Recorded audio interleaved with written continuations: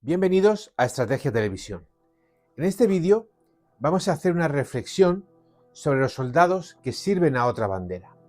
Y no, este vídeo no va de mercenarios.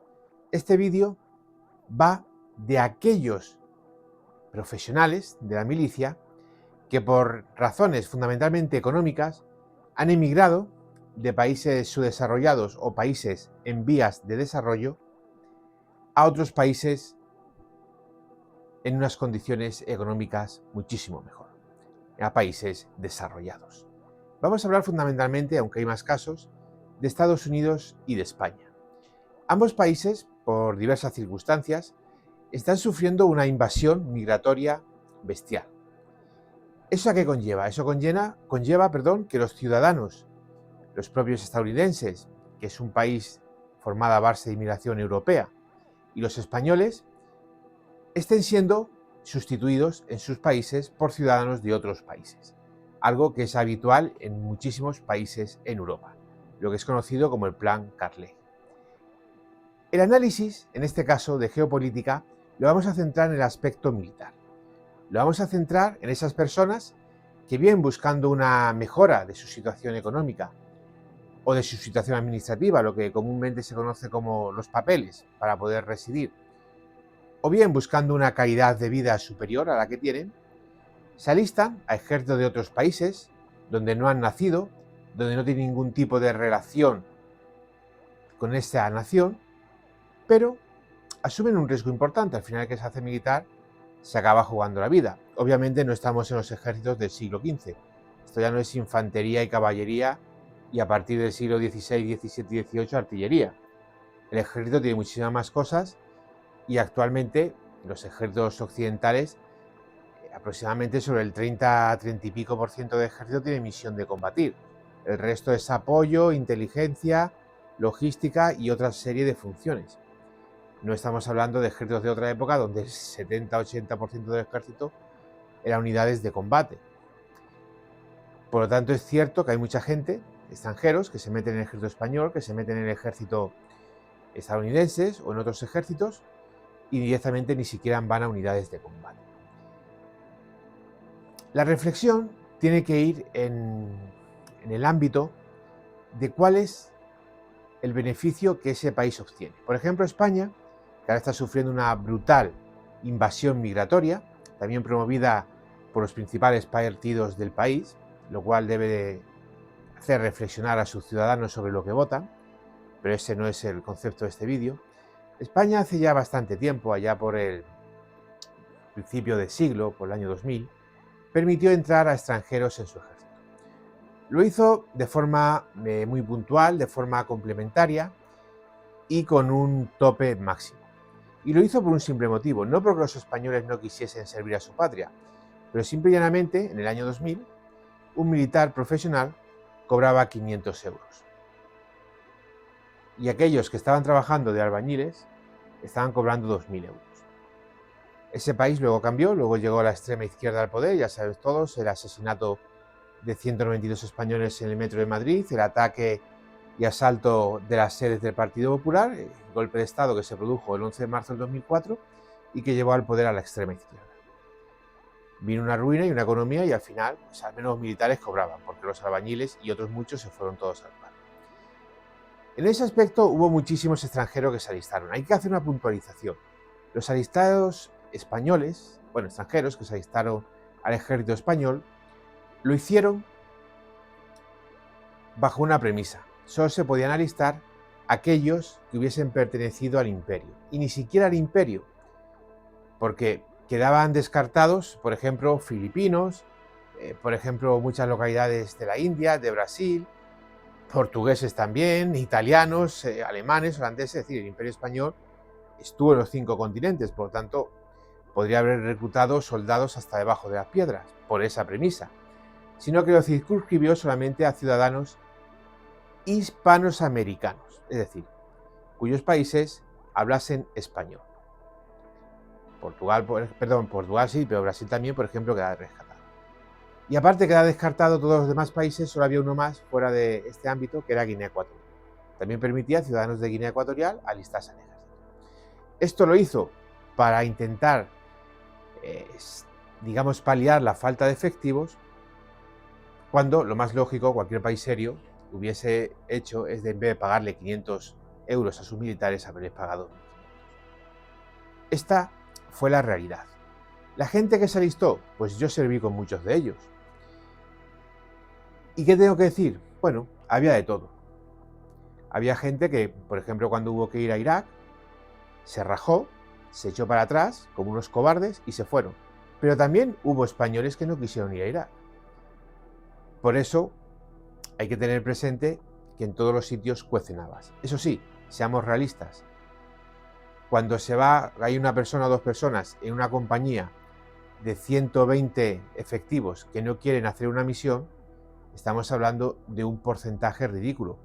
Pero si es uno de 6 o 7 extranjeros que hay en esa compañía, pues ya no hablamos de un porcentaje ridículo, ya estamos hablando de que el 16-17% de los extranjeros que has alistado no han querido ir a la guerra.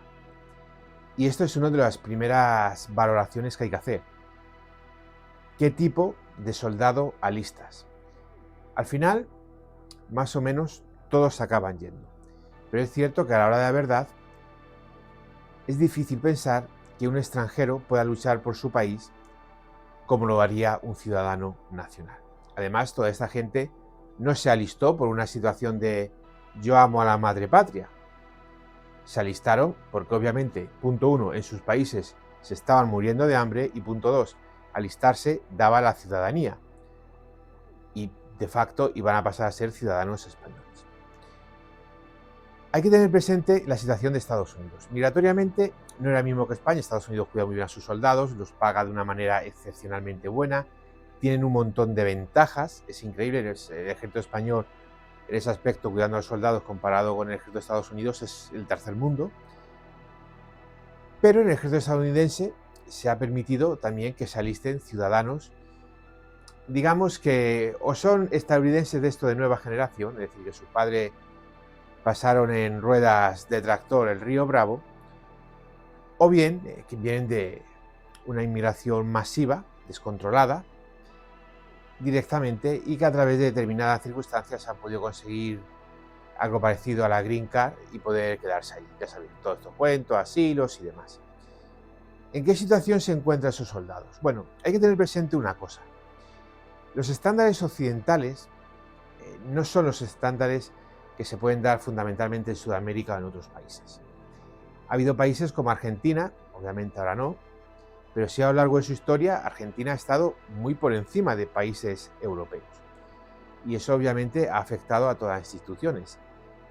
Pero ha habido ciertas circunstancias cuando se ha llegado a España, que además en España inicialmente, luego ya se amplió, pero inicialmente solo te podías alistar a unidades muy comprometidas, unidades de combate extremadamente duras y exigentes, como la Legión, los paracaidistas o los cazadores de montaña. Lo primero que se pudo observar eran las grandes diferencias sociales que había. Un ciudadano español se alistaba al ejército de su país sabiendo que su país había sido potencia mundial, sabiendo que su país no es que conquistase medio mundo, es que descubrió medio mundo. Y luego lo conquistó, pero primero lo descubrió. Sin embargo, todas estas circunstancias que vienen, pues prácticamente tienen sus orígenes en la antigua Esparta y la disciplina militar espartana que ha formado los ejércitos occidentales, no se daba con muchísimos ciudadanos sudamericanos. Y esto pasa en el ejército estadounidense, que es prácticamente un calco de los ejércitos europeos. Luego cada cual tiene, por supuesto, su idiosincrasia, pero estamos hablando de un calco del ejército, de los ejércitos occidentales, igual que el australiano o el neozelandés, por ejemplo. Ante estas circunstancias, por supuesto, que las cuestiones referentes a las disciplinas, las cuestiones diferentes al comportamiento, pero no solamente a lo que puede ser disciplina o comportamiento, sino ya directamente a lo que es entendible como el arte de la guerra, diferenciaba muchísimo. Había extranjeros que se habían alistado al ejército español, los cuales habían ya hecho el servicio militar en sus países. Muchos de ellos, por ejemplo, habían sido colombianos y habían tenido problemas con las guerrillas, habían visto esa circunstancia. Y la dinámica era era completamente diferente. La instrucción, la disciplina, todo era completamente diferente. Había ciertas cosas que esta gente hacía que directamente en el ejército español o en el ejército estadounidense hubiesen conllevado penas de cárcel. Pero la diferencia fundamental radicaba en lo que era la estructura de cada ejército, que al final es la estructura de cada país. Hay que tener presente que España vivió en 1936 una guerra civil, fue un país enormemente empobrecido, hasta que ya a finales de los años 50 hubo un cambio político en España, se quitó a los socialistas patriotas de la falange del poder, se dio paso a los conservadores y España pasó de ser un país donde la gente pasaba hambre, donde la gente se comía los gatos, literalmente, porque no había otra cosa que comer, a convertirse en una de las 10 principales potencias industriales del mundo, y eso lo hizo en una década. Ha sido uno de los desarrollos económicos más espectaculares que se han producido. ¿Por qué digo esto? Porque los países hispanoamericanos, o iberoamericanos, si queremos meter también a Brasil, hacen ya 200 años que se independizaron. Y quitando a Argentina históricamente, porque hoy en día está como está, todos los demás países siguen siendo países en vía de desarrollo, o como es el caso de Bolivia o el caso de Haití, países subdesarrollados, o caso de la República Dominicana. Y otro, o Ecuador, también sería en la práctica un país subdesarrollado, y otros como el caso de Brasil, de Chile o de México son países en vías de desarrollo. 200 años han tenido, y en 200 años no han hecho nada. México, en el 2010, extrajo más oro, lo digo por aquellos analfabetos, extrajo más oro que España en los 300 años que conquistó México. Bueno, conquistó México, España nunca conquistó México como tal. Conquistó a los indios salvajes que se dedicaban a decapitar vírgenes, arrancarle el corazón y tirar la cabeza desde la pirámide para que al día siguiente saliese el sol.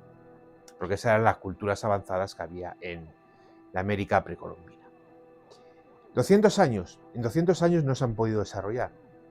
Aunque muchos de ellos, como el caso de México, el caso de Venezuela, están podridos en petróleo.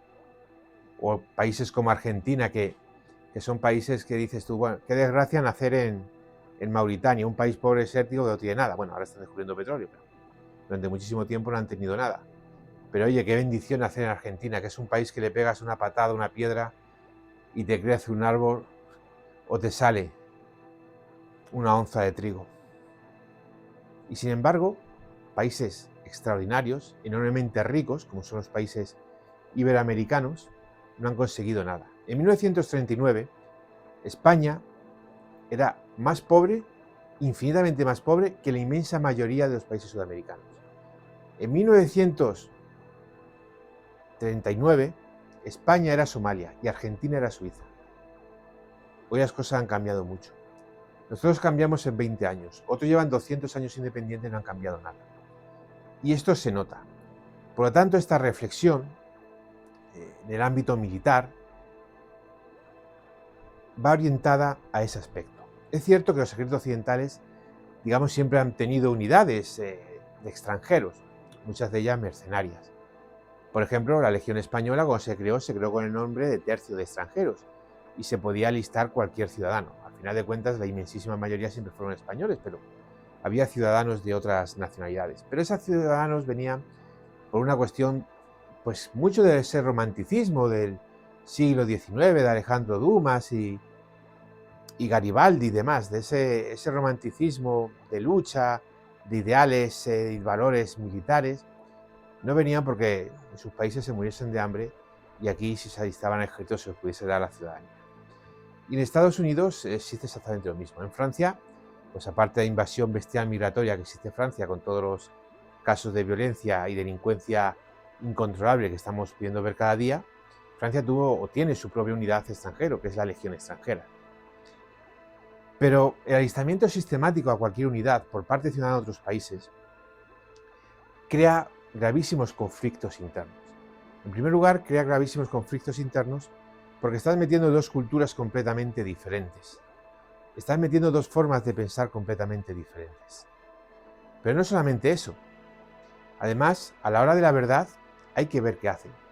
Yo he servido con sudamericanos, he servido en Irak, he servido en Afganistán, he servido en el Líbano, y realmente para mí ha sido un honor. Para mí ha sido un honor.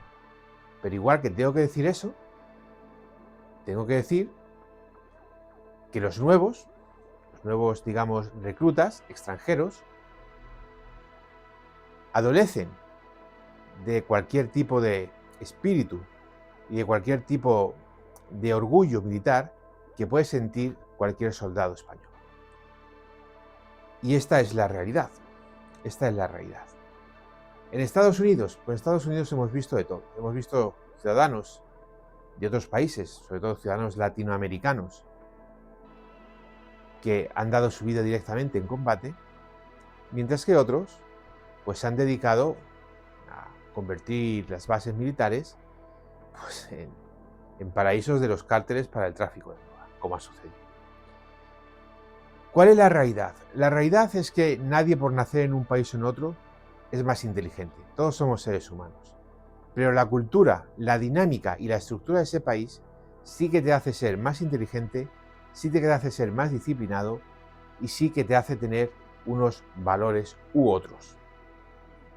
Que los ejércitos occidentales dejen entrar a ciudadanos de otros países tiene la misma lectura que el propio país deje llenarse de extranjeros. Porque no deja de ser curioso que los argentinos digan, joder, es que esto, es que lo otro, es que nosotros queremos ir a España. ¿Qué hacen los argentinos con los bolivianos? ¿Qué hacen los argentinos, qué hacen los chilenos con los bolivianos, por ejemplo? La realidad es que a vosotros os gusta emigrar, pero luego a vuestros países no queréis que emigren otros que todavía son más pobres que vosotros. A los de la República Dominicana le encanta venir a España con sus bandas latinas. Pues oiga usted, a los de la República Dominicana que viven en esa parte de la isla de la antigua gran isla del descubrimiento, no les gusta que los haitianos vayan a su isla. A los dominicanos les gusta venir a España, porque obviamente la diferencia entre la República Dominicana y España es abismal, pero su país, por muy pobre que sea, como tiene heredado a Haití, que todavía es más pobre, pues eso ya no lo quiere. Esta es la circunstancia real. Y solamente, y ya con esto terminamos, solamente hay que recordar a Cartago. Cartago, como todos sabéis, las guerras púnicas, Roma. Cartago tenía un ejército donde los cartagineses, pues prácticamente, sobre todo en el aspecto terrestre, ni existían. El ejército cartaginés era un ejército fundamental, su armada no, pero su ejército de tierra fundamentalmente era un ejército formado por mercenarios. Mercenarios de cualquier sitio que se querían alistar. ¿Y qué pasó a Cartago? Pues que a la hora de luchar, muchos de estos mercenarios huyeron, sobre todo cuando las cosas no iban bien. Cuando Anímae, ese gran general, dejó de ser un gran general y hubo otros generales y estos perdieron, las tropas mercenarias de Cartago dejaron de luchar. Cuando Cartago estuvo a punto de caer, los propios mercenarios cartagineses se fueron con Roma, abandonaron a Cartago y se fueron con Roma. Y al final solo se quedaron unos pocos leales y los pocos ciudadanos cartagineses como tal que servían en el ejército cartaginés. Cartago cayó, y cayó viendo como aquellos a los que pagaban servían a otra bandera. Porque al final, salvando las distancias, esto es como el fútbol. Si tú vienes de la cantera de un equipo de fútbol, ese va a ser siempre tu equipo de fútbol. Y luego te puedes ir a poner otra camiseta y estarás muy contento de llevarla y te sentirás muy orgulloso. Pero a la hora de la verdad, por mucho que te pagues otro equipo y muy orgulloso que hayas estado llevar esa camiseta, tú siempre vas a ser del equipo del que eras en la infancia. Occidente debe reflexionar, no solamente en el aspecto general, sino en el aspecto militar. Occidente tiene que cuidar a sus soldados, sobre todo en el caso de España. Pero sobre todo Occidente debe de saber que cuando un imperio cae, no cae derrotado por otro imperio. Eso no ha sucedido casi nunca en la historia de la humanidad. Cuando un imperio cae, es porque se destruye a sí mismo desde dentro. Esta es la realidad. Esta es la realidad. Los soldados que sirven a otra bandera, yo no los critico. No los critico y nunca los criticaré. Pero nosotros, aquellos que tenemos lo que nos hemos forjado, porque si hoy España es rica y Sudamérica es pobre, es porque Sudamérica lleva 200 años tocándose las narices, por no referirme a otra parte de la anatomía masculina, sin hacer absolutamente nada, siendo unos ladrones, unos corruptos, que lo único que valen es para saquear su propio país, y eligiendo a tiranos para que los gobiernen, mientras que mi país estaba arruinado en 1939 y 20 años más tarde era una potencia mundial industrial. Esto es algo que tenemos que interiorizar y es algo que tenemos que ser capaces de pensar, de desarrollar y de reflexionar muy tranquilamente, pero sin miedo y con contundencia. Los soldados que sirven a otra bandera, igual que sirven a una, sirven a otra. Y los ejércitos que se nutren de soldados extranjeros, no de mercenarios, que es diferente, porque al mercenario le paga y ya sabe lo que tienes, pero sí los ejércitos que se nutren de soldados extranjeros con las mismas condiciones que los nacionales,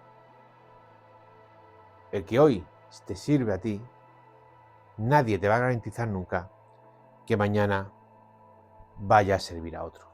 Y por supuesto, y con esto ya se terminó el vídeo, si hay alguien que te traiciona, siendo hermano tuyo, siempre puedes llamar traidor a la patria. Pero a un extranjero nunca puedes llamar traidor a la patria, porque el extranjero te traiciona a ti, no traiciona a su patria. Gracias por ver el vídeo, es un honor informaros de la realidad.